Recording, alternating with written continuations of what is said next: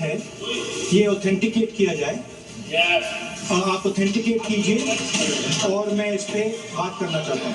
What did you say just now? What did you say just now? What is this yaar? What is this yaar? This is Parliament. This is Lok Sabha. You can't address the chair. You cannot address the chair with yaar. Chairman साहब यार कह दिया तो क्या हो गया? पता नहीं है। No, not correct. No. I'm the leader of opposition. You are not giving me permission. Get the hell out of this way. आप सोचिए, हमारे देश की संसद में हमारे माननीय, हमारे चुने हुए सांसद किस बात पर बहस कर रहे हैं, यार पर बहस हो रही है। जब ये हंगामा चल रहा था, उसी दौरान कांग्रेस के सांसद जोर जोर से नारेबाजी करने लगे और फिर स्पीकर की तरफ जाकर पेपर उछाल दिया।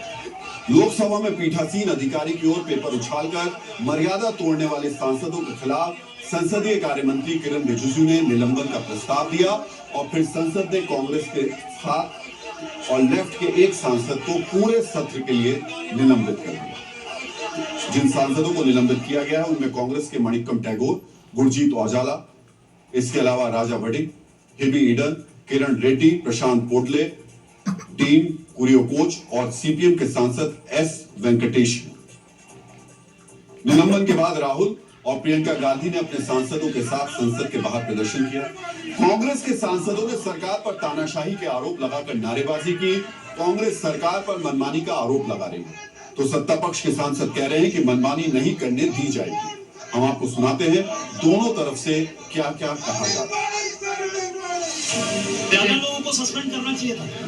ये गुंडागर्दी का कोई जगह नहीं है, ये सभी गुंडे हैं। आप उनको जो है टेबल पर कूद रहे हैं, आप स्पीकर के ऊपर जो है लाठी डंडा की तरह जो है कागज फेंक रहे हैं, मिट्टी फेंक रहे हैं। ये गुंडागर्दी है ना। और उसमें राहुल गांधी कहते हैं कि मैं अपनी मर्जी से बोलूंगा, आपकी मर्जी नहीं चलेगी। नेता विपक्ष को दरकिनार करके कहना कि हम आपके बिना ही ये डिबेट कराएंगे, तो क्या विपक्ष रहित लोकसभा और विपक्षहीन लोकतंत्र आप चाहते हैं? जिस ढंग से सदन की गरिमा को कांग्रेस ने तार कल से कर रहा है और आज तो अति हो गया, को बोलने नहीं दिया जा रहा है, तो ये तो सीधे ये कहा है कि विपक्ष की आवाज को दबाने की कोशिश है।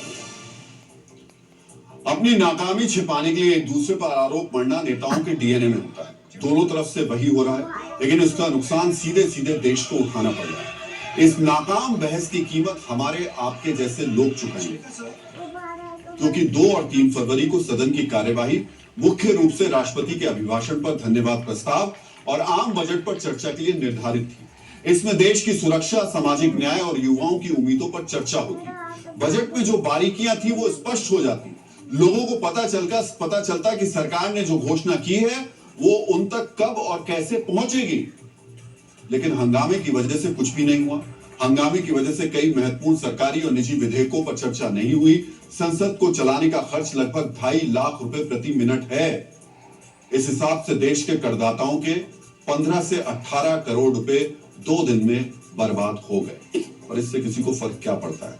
आम आदमी है, टैक्स देता रहेगा और नेता ऐसे ही तकरार करते रहेंगे, आरोप प्रत्यारोप लगाते रहेंगे।